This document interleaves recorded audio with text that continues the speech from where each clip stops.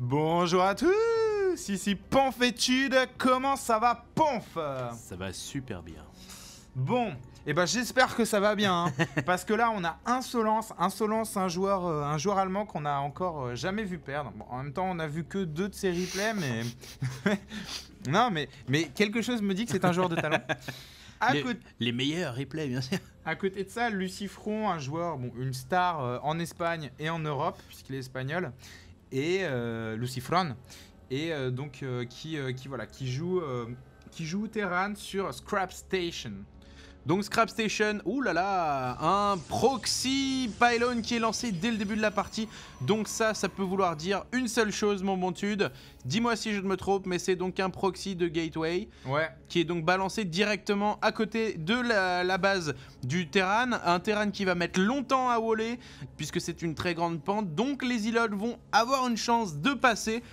Et bah c'est pas cool pour le Terran. Il faut que le Lucifron se débrouille pour repérer très vite ce proxy, sinon il est en danger. Ouais, alors là ce que j'aime bien avec le timing d'Insolence, c'est qu'il est venu, bon déjà il a fait son gateway à 10, hein, ça vous pouvez le noter, et il est venu scouter avec sa sonde.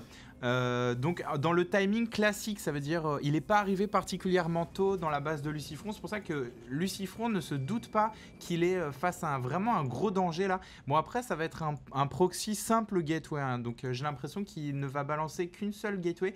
Quoique il est en train d'accumuler du minerai, faut voir. Faut voir. Donc voilà, on a une sonde qui joue son rôle de sonde, qui vient donc ennuyer le wall du Terran et qui donc ne va pas revenir faire un autre portail. Donc voilà, le bluff est lancé, j'ai envie de dire, et le Terran n'a aucune idée de ce qui va lui arriver dans la tête bientôt. Ouais, ah, peut-être un SCV qui va tomber. Un SCV qui tombe. Première 1-0 pour la sonde, j'ai envie de dire. Et un Zealot. Et là, le Terran vient de waller. Comment il a senti le truc, ou alors il a eu beaucoup de chance là Là, je pense qu'il a senti le truc. Et donc, un marine. Alors, ça, c'est très bien joué de la part de Lucifron. Hein. On est d'accord. Ah, bah si, il l'a scouté en fait. Ah, d'accord, il l'a vu. Il a vu, donc il s'en est douté. Il faut savoir que sur cette map, et voilà, donc là, je pense que le rush est avorté. Et ça c'est un très bon point pour Lucifron, parce que voilà, la gateway et le pylône ne vont pas faire long feu d'après moi. Après, sur cette map, il y a 2 endroits où il aurait pu faire ça. Il aurait pu faire ça ici. Il peut faire ça là, ici aussi, ou alors certains joueurs Protoss le font ici, quoi. Leur gateway. Donc voilà. Alors pourquoi ici? Parce que si votre adversaire envoie un VCS scouté, il ne voit pas ces bâtiments. S'il clique sur votre base, le trajet classique voilà, ne passe juste à distance, mais ne voit pas le gateway. Il continue à attaquer avec ses 3 îlots. Donc ça lui permet de gagner du temps de minage sur les VCS. Mais bon, je pense pas qu'il va réussir à passer. Mais voilà, ça c'est 4 VCS... Bon, 4 VCS qui ne récoltent pas, donc c'est toujours bon à prendre. Et on voit donc les îlots de Insolence donc qui se retirent du wall dès qu'ils n'ont plus de bouclier pour recharger leur bouclier. On rappelle qu'une unité Protoss regagne son bouclier après 10 secondes de non-action, sans être fait attaquer. Et voilà, donc il arrive quand même à monopoliser 2 SCV. Oh, un maraudeur qui est dehors et qui va manifestement se faire découper. Oui, mauvais rally point de la part de Lucifron. Il a perdu un maraudeur. On a que 2 SCV et belle micro-gestion volée qui retire encore ses îlots quand ceux-ci commencent à perdre des HP. Donc, peut-être un Zealot qui va tomber. C'est un Zealot qui tombe et je ne pense pas qu'il viendra à bout de ce supply depot. Voilà, donc il maintient une grosse pression en début de partie. Et pendant ce temps, il part sur Warp Gate pour pouvoir donc continuer à warper des unités sur ce proxy pylon, ce pylône rapproché en français. Ouais, mais là, il faut savoir que plus la partie avance, plus ça devient risqué pour son gateway. Là. Et puis, bon, dès qu'il perdra ces 2 bâtiments, ça fera quand même beaucoup de capacité de production en moins. Ces troupes qui sont encore en train d'arraser le wall, mais bon, voilà, 3 maraudeurs, ça commence à devenir difficile ici. Là, à côté de ça, il a recherché l'obus incapacitant des maraudeurs. Donc voilà, bon, quand on fait masse maraudeur, c'est toujours un bon choix. Et il est resté sur Marine, notre ami Lucifron, quoi. Donc quand vous êtes face à un proxy gateway, donc que ce soit in-base ou out-base, hein, ça sert à rien de partir sur des trucs impossibles, factory, starport, qui vont vous coûter très très cher en gaz et qui vont mettre très longtemps à se rentabiliser. Faut jouer simple. Faut faire ce qu'on sait faire. Faut partir sur Marauder. Du Marine, Marauder, du bunker, du très simple, du early game, mais surtout pas partir sur Banshee, penser qu'on va avoir le temps, puisque non, on ne va pas avoir le temps.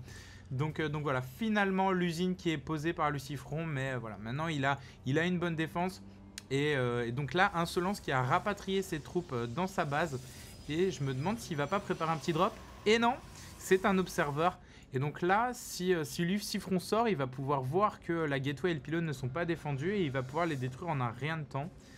Et je pense qu'il est en train d'accumuler un certain nombre de troupes critiques. Peut-être qu'il attend Steampack. Ouais, voilà, peut-être qu'il attend Steampack avant de sortir. Et un petit problème de mémoire paginée, comme souvent.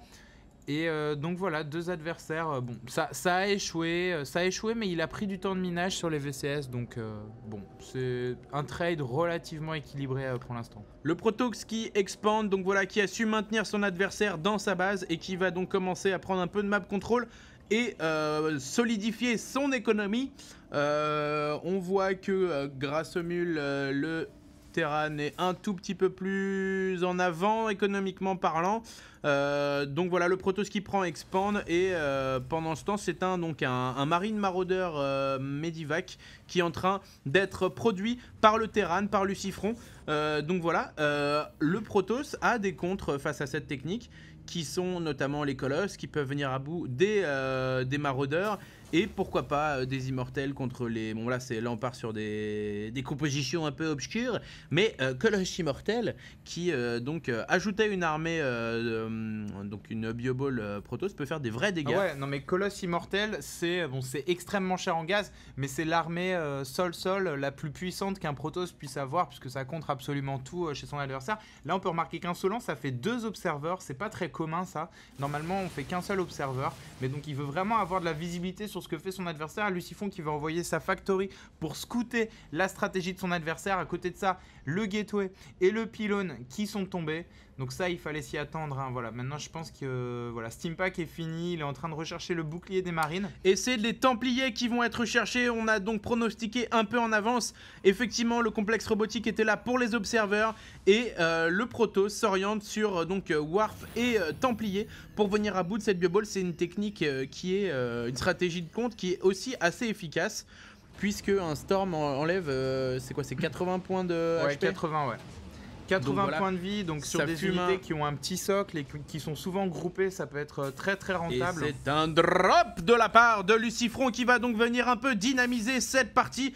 Il va dropper dans la ligne de sonde de son adversaire. Malheureusement, il a été vu malheureusement pour lui, il a été vu et il est attendu. Et il va probablement soit trouver un autre spot, soit rentrer chez lui tout simplement. Ouais, là j'ai l'impression qu'ils sont bloqués par les gateways. Mais voilà, Storm, donc Insolence qui s'y attend. Là par contre, Lucifron qui a vu, si je ne m'abuse, l'archive des Templiers qui était chronoboostée, voilà, il l'a vu. Donc là, il sait à quoi il fait face et je ne doute pas qu'il va transitionner sur mech. Puisque, ou alors en tout cas il va arrêter les marines, les maraudeurs ça reste correct contre des Psystorms, mais c'est pas fantastique. Donc voilà, le drop a été avorté, mais vous avez vu, hein, Lucifron est très prudent. Et il s'engage pas sur une bataille où il sait qu'il est attendu, où il sait qu'il y a un risque de perdre. Et c'est la marque des grands joueurs. C'est un grand joueur. Bravo Lucifron. Il n'a pas encore gagné pourtant. On a donc un Stargate qui est lancé également chez le Protoss. Donc voilà, Voidray, Phoenix, l'éternel débat. J'ai envie de te demander. Ouais, donc...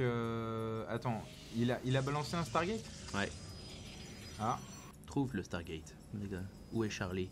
Non, il n'y a pas de Stargate. Si, il est quelque part. Si, il l'a lancé quelque part. Ouais, bon, il a un Stargate fantôme sur la map. Celui qui le trouve pourra nous envoyer la localisation. On a donc... à moins qu'il l'ait... Ah si, mais si, regarde, il a un Stargate ici. Ah ouais.